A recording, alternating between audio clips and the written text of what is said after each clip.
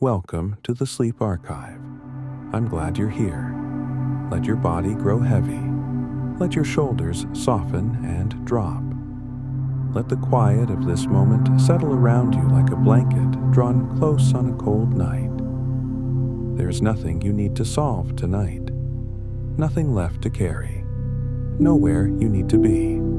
All you need to do right now is breathe and listen. Tonight, we are going to drift through the quiet wonders of mountains. From the ancient stone that holds the memory of vanished oceans, to the secret pink glow that settles on snowy peaks at the edge of evening. There is so much to discover. Gently, slowly, one quiet wonder at a time. If these quiet journeys help you rest, consider subscribing. It helps others find their way here too. One quiet wonder at a time. Now, let's begin. Mountains cover roughly 1/4 of all the land on Earth. They rise from every continent, from the frozen poles to the equatorial heat, from the ocean floor to the very edge of the breathable sky. And yet, for all their mass, for all their apparent permanence, they are not fixed things. They shift, they breathe, they change. Slowly, invisibly, across time so deep that human lives can barely measure it.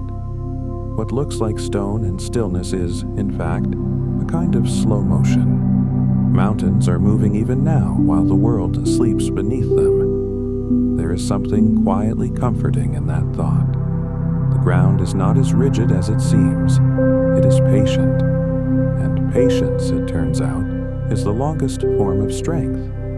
The Himalayas, the highest mountain range on Earth, are still growing. Every year, they rise by approximately 5 millimeters.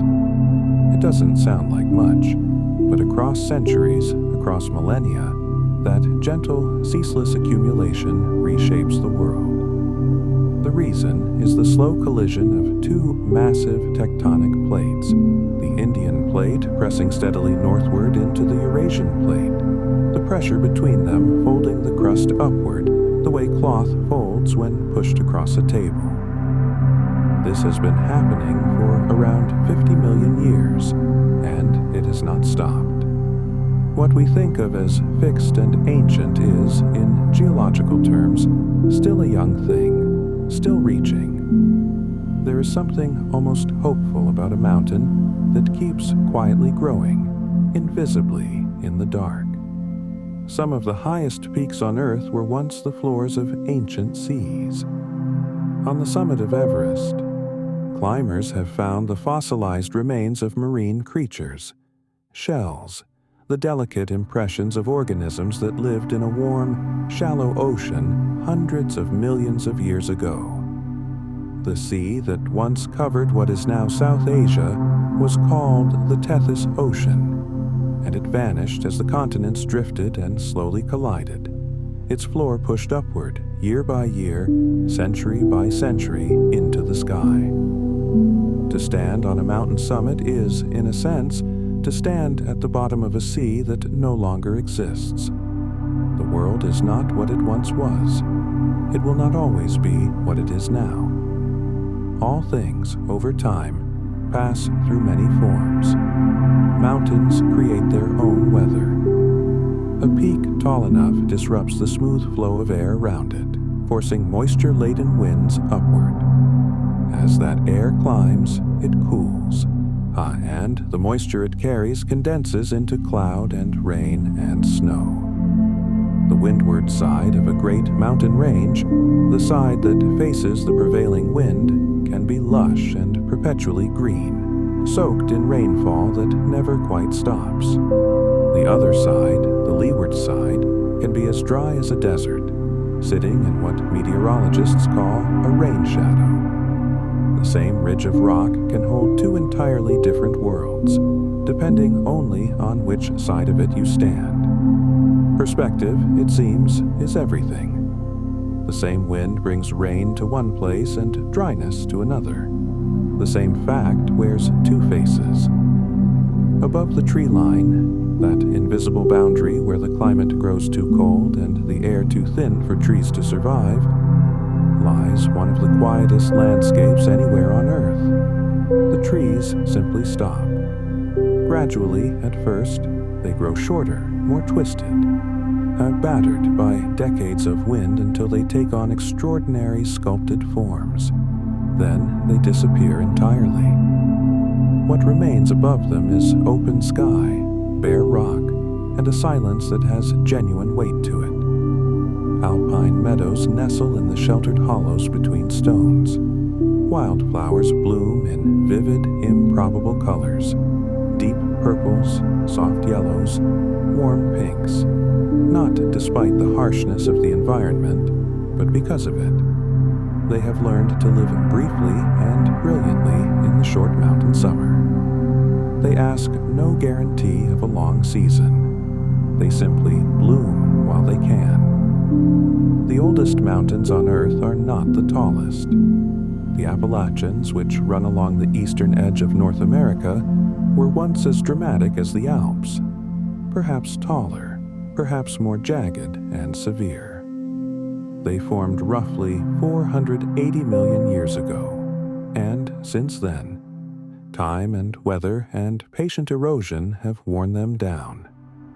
What remains is softer, rounder, gentler, long forested ridges, their sharp edges long since smoothed away by centuries of rain and ice and slow green growing. They are ancient beyond easy imagining, and they have spent that vast time becoming quieter.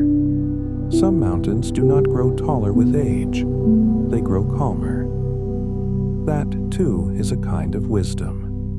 There is a version of strength that looks exactly like softness from the outside. Mountain goats are among the most sure-footed creatures alive. They scale near vertical rock faces with an ease that can seem almost impossible to watch, and the secret lies entirely in their hooves. Each hoof is split into two toes that can spread apart for balance, and the inner surface is soft and rubbery, not unlike the sole of a climbing shoe, while the outer edge is hard and sharp, able to grip the smallest ledge imaginable. When a mountain goat places its foot on bare stone, it does not slip. The hoof conforms to the surface beneath it, finding purchase where none seems to exist. They spend their lives among cliffs and crags, calm and unhurried, navigating the vertical world without fear. There is a particular kind of grace in certainty, in knowing with your whole body exactly where you belong. The snow leopard lives in the high mountains of Central Asia, the Himalayas, the Karakoram, the Tian Shan, in some of the most remote and seldom visited terrain on Earth. They are rarely seen. They move at dawn and at dusk, threading through the rocks in near silence, or their pale spotted coats blending almost perfectly with the snow and stone around them. Their tails are extraordinarily long, nearly as long as their entire bodies. And when they rest, they wrap those tails around themselves for warmth, like a scarf pulled close. For a long time, snow leopards were more legend than confirmed fact to much of the world, glimpsed only in rumor, only in shadow. Some beautiful things choose to stay hidden, and that, in a world that rarely leaves anything alone, is its own kind of gift. The Andes, stretching in an unbroken line along the entire western spine of South America, are responsible in part for the existence of the Amazon rainforest. The mountains force the moisture-laden winds from the Atlantic upward as they reach the continent's interior, generating the extraordinary rainfall that feeds the world's largest river system. Without the Andes, the Amazon, as we know it, might not exist at all. The forest and the mountains breathe together, one creating the conditions the other needs, across thousands of miles of continent. It is a relationship so vast that no single person could stand at its center and see its edges. The world is full of connections too large to hold in mind all at once. That is not a problem. That is part of what makes it wonderful. Mountain glaciers hold approximately 3/4 of all the fresh water on Earth. They are, in essence, frozen rivers. Rivers that move so slowly their motion is invisible to the eye, advancing perhaps a few feet per year, carving valleys over thousands of years into their distinctive, wide, smooth, U-shaped forms. A glacier is a kind of memory. It holds within its compressed layers of ancient ice a record of every winter that built it, every summer that softened it, every century that passed above it in silence. Scientists can drill into ice that fell as snow hundreds of thousands of years ago and read the atmosphere of the past, its temperature, its chemistry, even the composition of the air that living creatures once breathed. Ice remembers everything. Quietly, patiently, it keeps its archive. When rock is buried deep enough, subjected to enormous heat and enormous pressure, but not quite enough to melt it entirely, something remarkable happens. It doesn't break, it transforms. The minerals inside it slowly realign. The internal structure shifts and reorganizes. What enters the process as one kind of stone emerges, over millions of years, who has something entirely different. This is called metamorphic rock, stone reborn under pressure. Marble is limestone, transformed. Slate is shale, compacted and changed by time and weight. The ancient gneiss found at the cores of old mountain ranges has passed through so many cycles of heat and cooling, pressure and release that its origins are almost impossible to trace. What we are made of, and what we eventually become, are not always the same thing. A mountain range is heavy enough to bend the Earth's crust beneath it. The immense weight of billions of tons of rock rising kilometers into the air actually depresses the crust, pressing it down into the softer material of the mantle below, the way a hand pressed into dough leaves a shallow impression. Geologists call this isostasy, and when a mountain erodes, when rain and ice slowly carry its mass downward over millions of years, the crust below gradually rises again, as if exhaling a breath it had been holding. Mountains float on the Earth's interior the way an iceberg floats on the sea, mostly submerged, balanced by what lies beneath them. They do not simply sit on the surface, they go deep.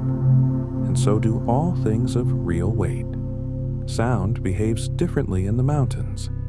An echo is the simplest example. A voice sent out across a valley, bouncing off rock faces and returning softer, slower, changed. But beyond the echo, there is something more subtle. The particular acoustic quality of mountain silence. At high altitude, there is less atmosphere to carry sound. The absence of trees, of traffic, of the constant low hum of human activity leaves a quiet that seems to have its own texture, its own density. People who have spent time alone in the high mountains often describe hearing their own heartbeat clearly, perhaps for the first time. Not because it grew louder, but because everything else grew still. Silence is not empty. It is full of things we don't usually take the time to hear. The phenomenon called alpenglow is one of the most quietly extraordinary sights the natural world offers. At sunrise and at sunset, when the sun is low on the horizon, the light that reaches mountain peaks has traveled through a greater depth of atmosphere than it does at midday. In doing so, it sheds its shorter blue wavelengths, leaving behind only the long, warm reds and golds and pinks. The snow-covered summit can glow at these moments in shades of deep rose, amber, and soft violet, the color seeming to come from somewhere within the snow itself, rather than falling upon it from outside. It lasts only a few minutes, then it fades, and the mountain returns to white. The most beautiful things are always brief, and perhaps that is precisely what makes them beautiful. The Urals, a quiet mountain range running north to south through Russia, mark the traditional boundary between Europe and Asia. They are old, formed some 300 million years ago, and they have long since been worn down to gentle, forested hills, the highest peaks barely reaching 1,800 meters.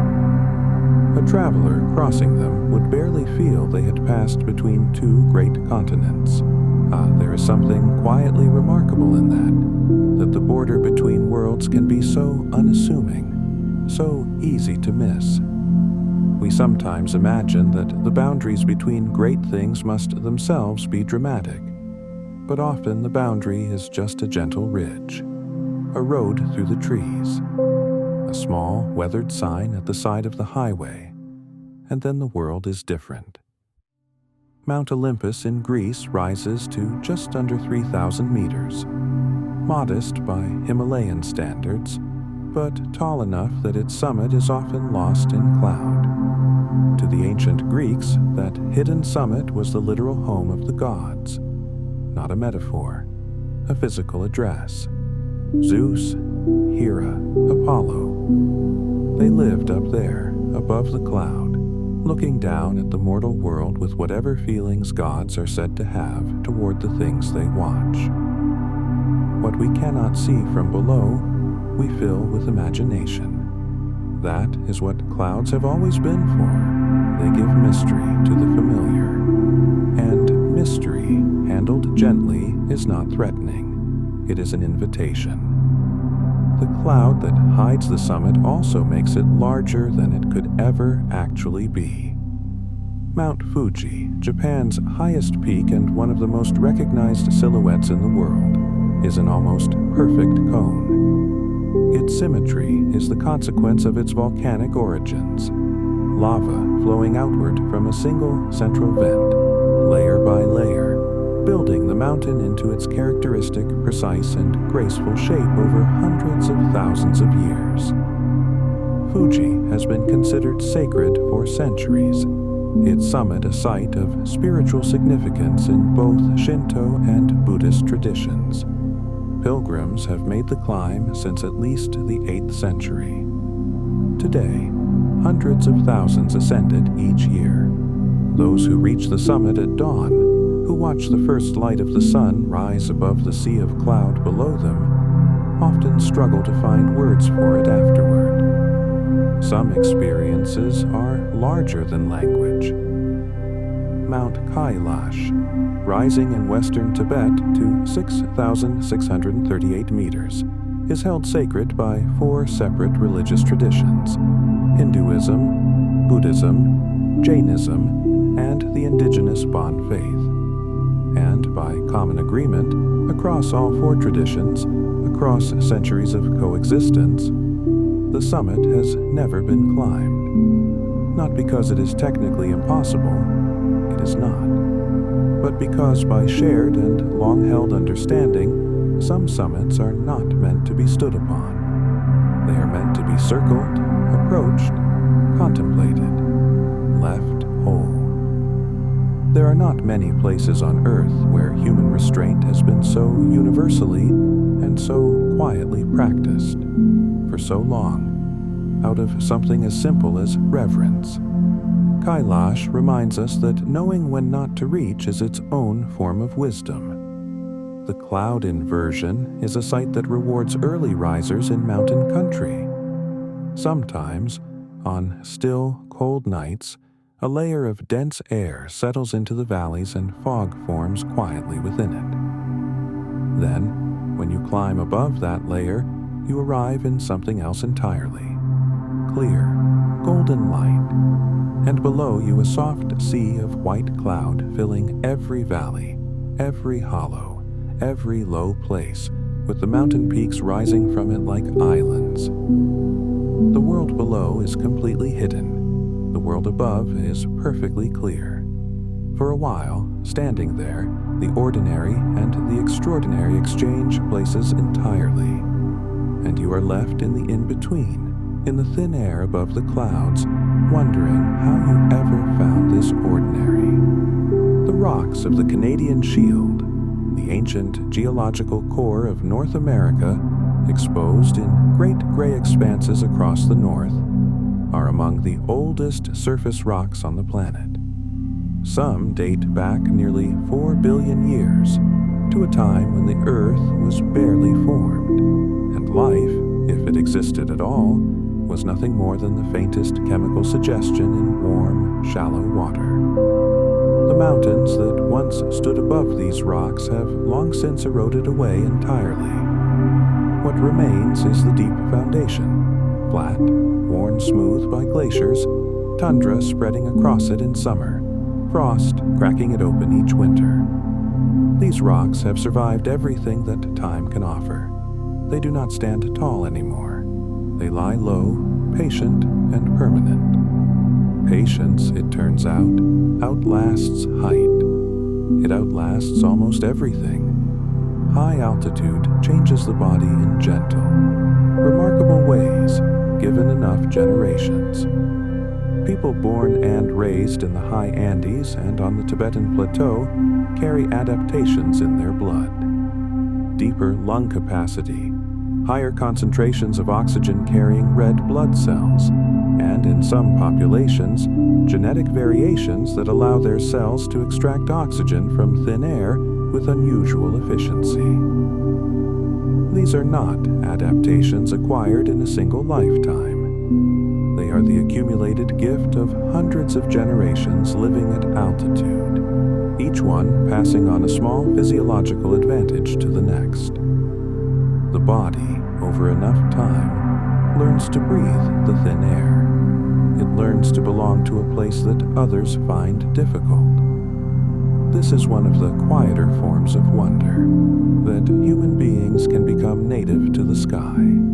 Alpine lakes are famous for their extraordinary color. Those startling turquoises and blue-greens that look, to eyes accustomed to darker water, almost too vivid to be real.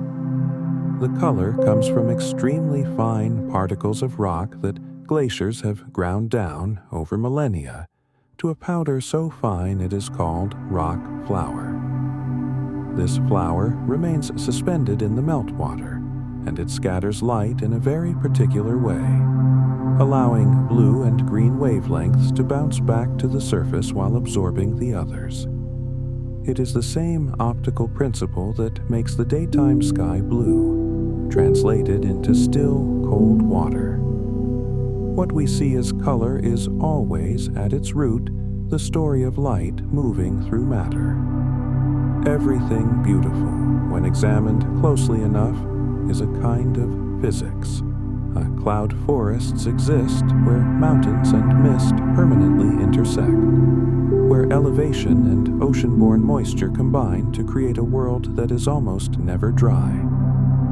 In these forests, moisture condenses directly onto leaves and bark and moss, dripping continuously downward, feeding an undergrowth of extraordinary density. Everything is green. Everything drips. Trees are covered in ferns and orchids, in mosses several inches thick, in climbing vines and tillandsias and 100 other organisms growing on every available surface. Cloud forests feel older than other forests, more secret, more unhurried, more undisturbed. They are also among the most biologically diverse habitats on Earth, precisely because the cloud protects them, keeps them cool, keeps them damp, keeps them sheltered from the world. Where some of the most extraordinary places are the ones least easily reached. The Dolomites in northeastern Italy are named for the French geologist who first described the unusual mineral composition of their rock. At ordinary midday light, their stone is pale gray, unremarkable. But at dawn and at dusk, something changes. The dolomites turn pink. The rock absorbs and reflects low-angle light in a particular way that gives the peaks a warm, rose-colored glow, almost in certain lights as if they are illuminated from within. Locals call this phenomenon the enrosadira, the pink hour. Painters have been attempting to capture it for centuries, and most of them, by their own accounts, have only partially succeeded. There are colors in the natural world that resist capture, that resist description, that simply need to be stood before, and felt and allowed to pass. Fjords, those long, deep inlets carved into coastal mountain ranges by ancient glaciers advancing toward the sea, are among the most dramatically peaceful landforms on Earth. Norway's fjords are perhaps the most celebrated. Walls of rock rising hundreds of meters from still, dark water. Their sides so steep in places that sunlight reaches the surface for only a few hours each day, even in midsummer. They were carved over tens of thousands of years during the last great ice age by glaciers pressing slowly and irresistibly seaward. The glacier is gone now, long gone. The fjord it left behind remains, perfectly formed, holding its deep quiet. It is one of nature's most consistent habits. The force that does the shaping eventually disappears. The shape it made endures long after. Mountain streams carry something distinctive in their sound. The specific pitch and rhythm of water running fast and clear over stone, not the deep, low roar of a great river, but the lighter, more complex murmur of a narrow highland stream, has been found in research to be among the most universally calming sounds that humans experience. Something in it resonates with something in the body.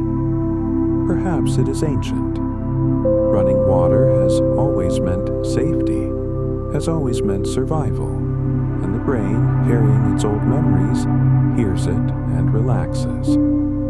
Or perhaps it is simply that the sound is genuinely beautiful, and beauty has its own effect on the body, quieter than thought, quieter than feeling. Either way, the sound of a mountain stream is the sound of a mind setting something down.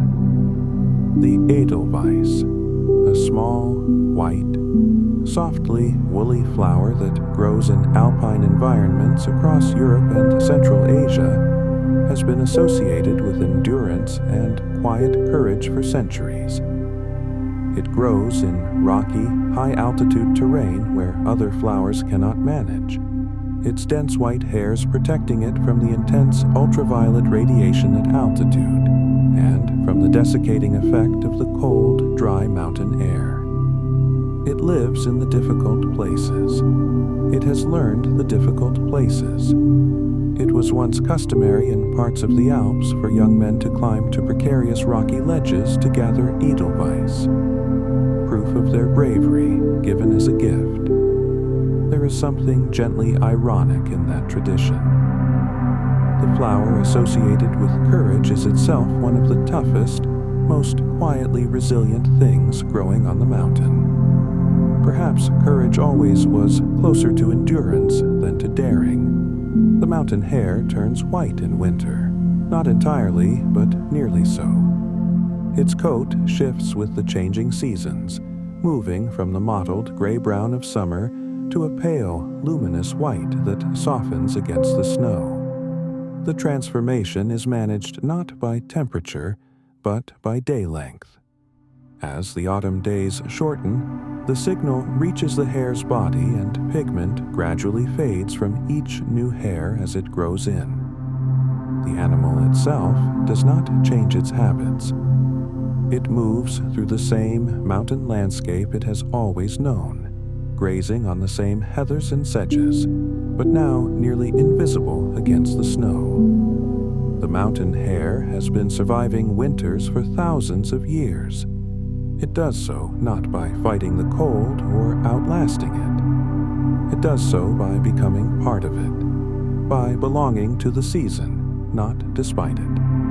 The yak is built for altitude in ways that go right down to the cellular level. Its blood carries a higher concentration of oxygen-holding red blood cells than lowland cattle. Its lungs are unusually large. Its coat is extraordinary. A dense, soft underfleece, capable of trapping warmth against the most severe cold, covered by long outer guard hairs that hang down like a curtain, creating a natural windbreak that protects the animal even in blizzard conditions. Yaks have been living and working on the Tibetan Plateau in partnership with human communities for at least 5,000 years, providing milk, wool, meat, and carrying capacity at altitudes where other domestic animals cannot function. They do not struggle with the altitude. They seem, in fact, to be entirely at home in it. Some creatures are made for the difficult places, and Buddhist monasteries have been built on mountain ledges and cliff sides in Tibet, Nepal, and Bhutan for more than 1,000 years, in positions so remote and vertically challenging that their very existence seems to require a particular kind of explanation. The monastery of Bhuktal in the Zanskar region of northern India is built into a natural cave in a cliff face, its white-walled rooms clinging to the rock face high above a river gorge. It can be reached only on foot. It has no road. The monks who have chosen to live there have accepted the difficulty, not despite it, but in some ways because of it, because remoteness, taken seriously, creates the conditions for a particular quality of stillness. And stillness, pursued long enough, creates the conditions for understanding things that cannot be understood in noise. The formation of a mountain valley begins with ice. A glacier carves not in the V shape that a river leaves, narrow and sharp at the bottom, but in a broad, rounded U.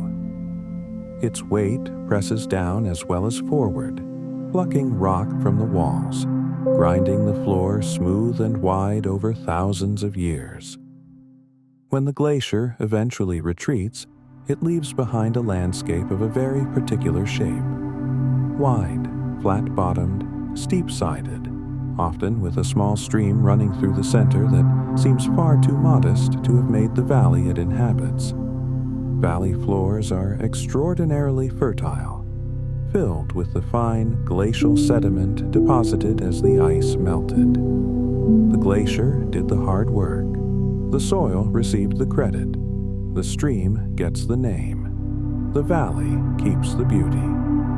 Few geological structures are as quietly elegant as an arête. The Sharp, a narrow ridge formed when two glaciers carve simultaneously at either side of a mountain. As the ice removes rock from both flanks, what remains between them grows progressively thinner and thinner until it becomes a knife edge, steep on both sides, precise, spectacular when seen from the valley below.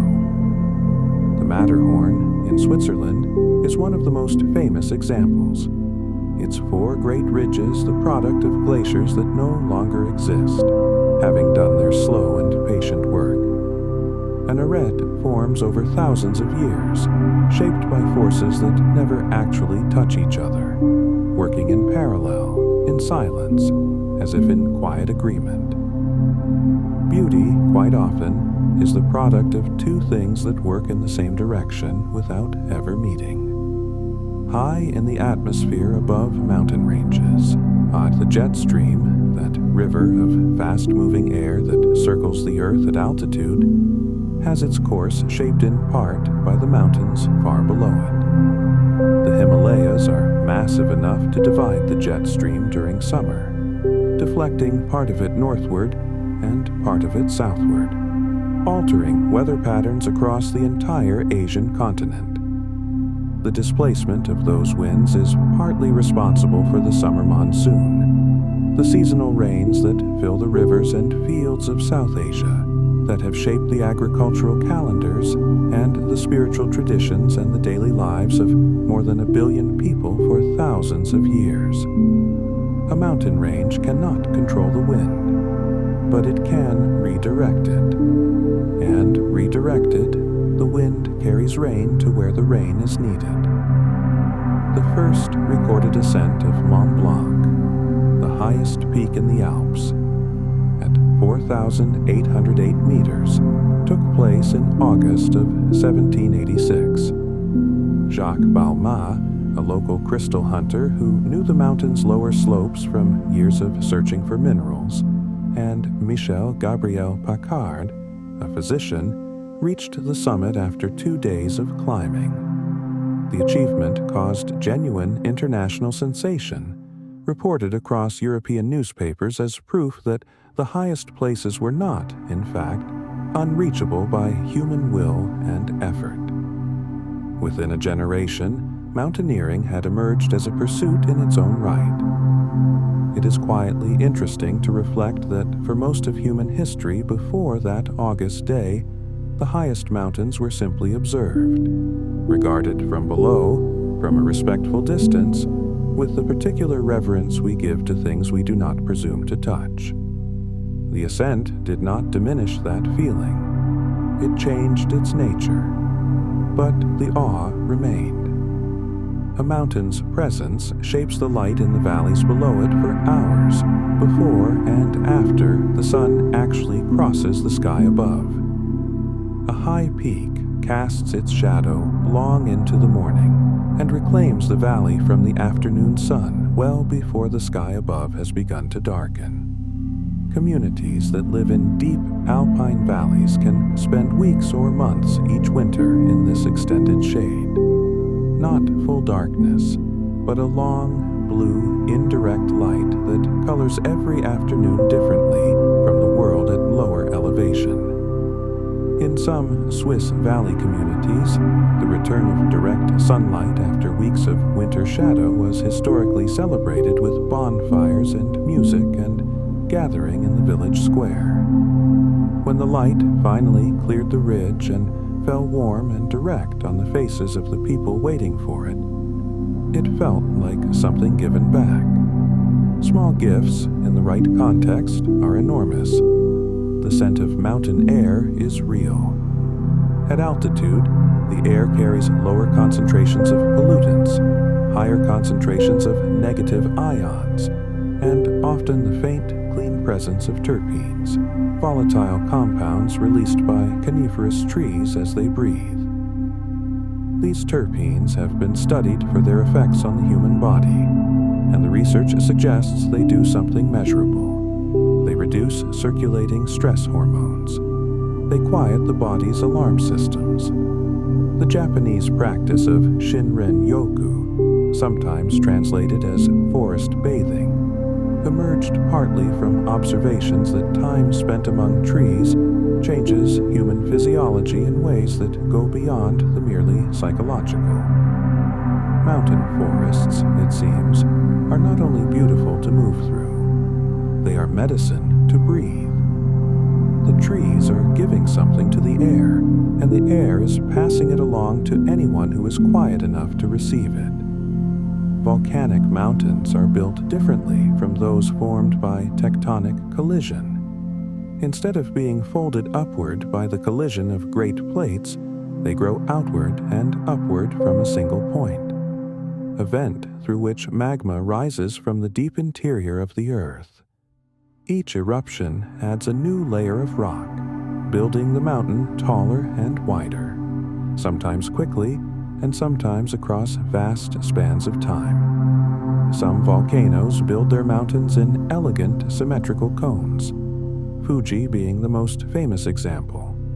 Others grow in irregular shapes, losing material to eruption and erosion as fast as they gain it. Mauna Kea in Hawaii is, by one measure, the tallest mountain on Earth. Measured from its base on the ocean floor to its summit, it exceeds Everest by more than a kilometer.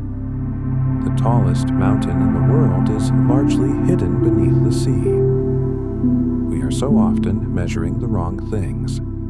The Appalachian Trail runs 3,500 kilometers along the long, forested spine of the Appalachian Mountains, from Georgia in the south to Maine in the north. Each year, a few thousand people attempt to walk the entire trail in a single, continuous journey, a through hike that typically takes 5 to 7 months to complete. They begin in the warmth of a Georgia spring, walk through the heat of a Virginia summer, and arrive in the cool, gold-leafed forests of northern New England as autumn settles in. They walk through seasons. They walk through versions of themselves. There is a well-documented phenomenon among long-distance hikers, a kind of quiet disorientation that comes from spending so many months entirely present to one long, simple act. The trail is just walking, and it changes everything. Some of the most dramatic mountain ranges on Earth are entirely invisible because they lie beneath the sea. The Mid-Atlantic Ridge is a continuous chain of mountains running down the center of the Atlantic Ocean for more than 16,000 kilometers, the longest mountain range on the planet, almost entirely submerged.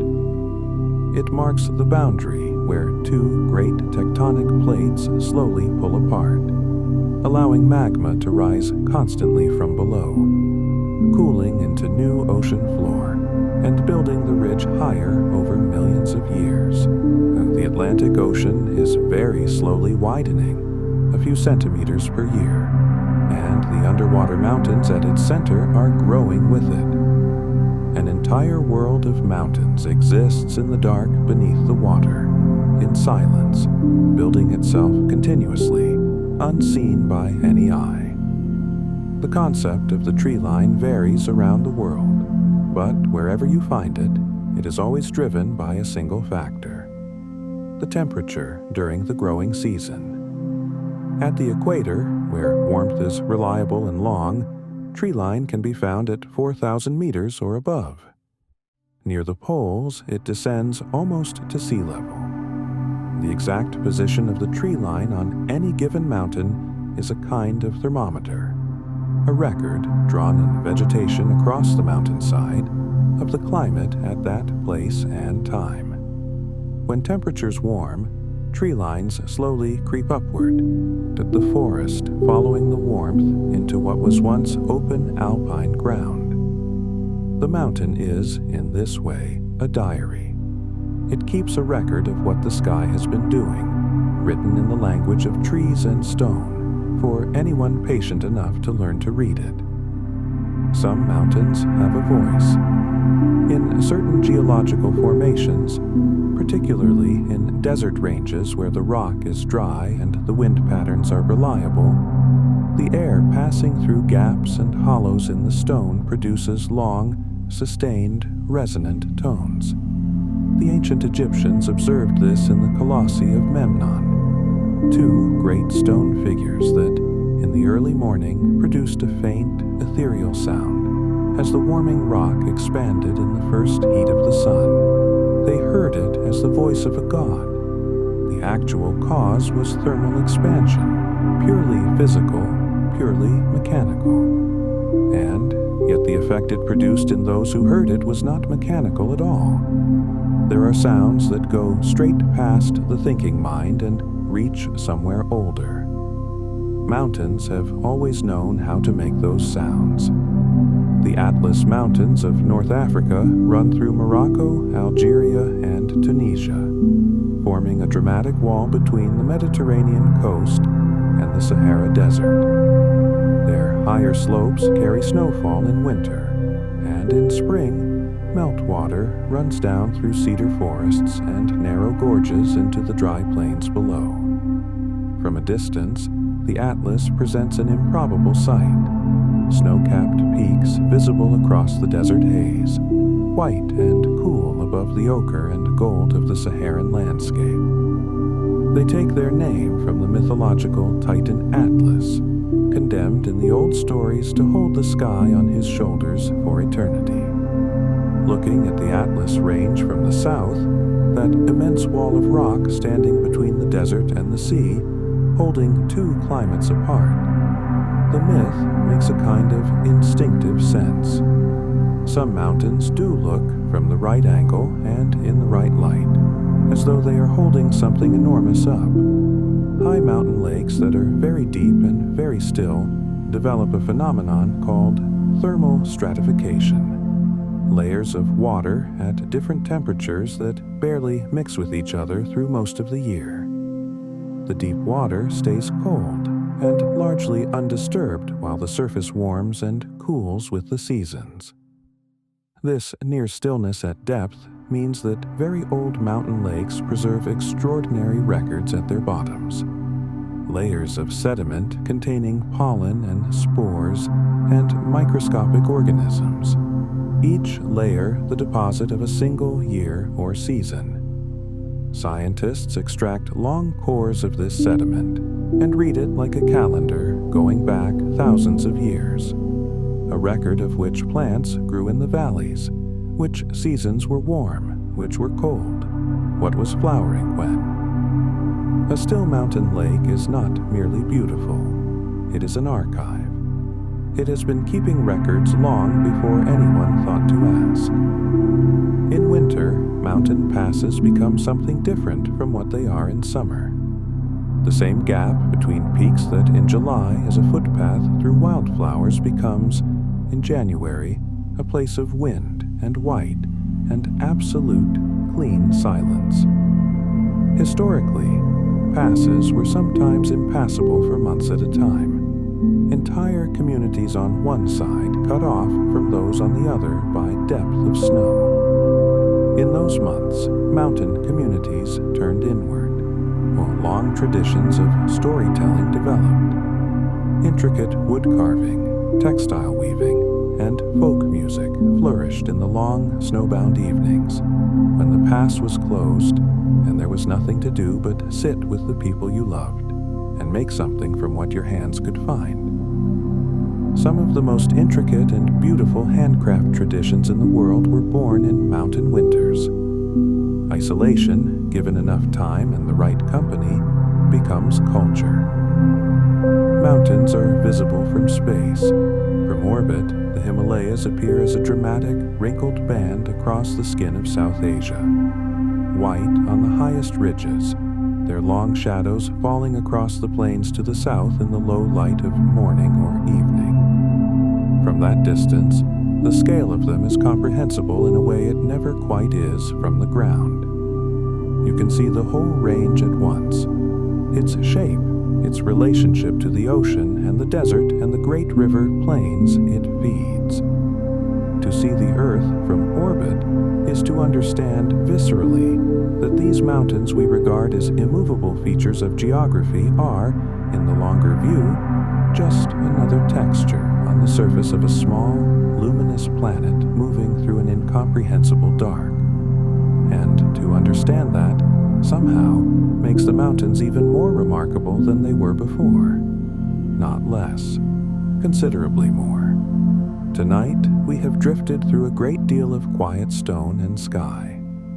We've traveled through the ancient Appalachians, worn soft and patient by nearly 500 million years of weather. We've floated above cloud inversions, stood in the alpenglow of a summit turning rose gold at the edge of day, and visited the sacred silence of Kailash, the mountain that 4 different traditions have agreed, across centuries, to leave untouched. We've wandered through cloud forests wrapped in their perpetual mist, watched the Dolomites take on their impossible pink, followed a snow leopard's shadow through the pre-dawn gray of the high Karakoram. We've listened to the sound of a mountain stream and understood, without quite knowing how, that the sound was the sound of something being set down. The mountains ask nothing of you. They simply stand. They hold the deep records of time in their stone and breathe weather across the continents and grow, grain by grain, in the long dark, while everything below them rests. You can rest now, too. Everything that needs to be still is still. Everything that needs to endure will endure. The mountains are there, somewhere beyond the dark of your window, patient and unhurried and absolutely unchanged by whatever this day was. Sleep well, and if you're still awake, there's another quiet journey waiting whenever you're ready.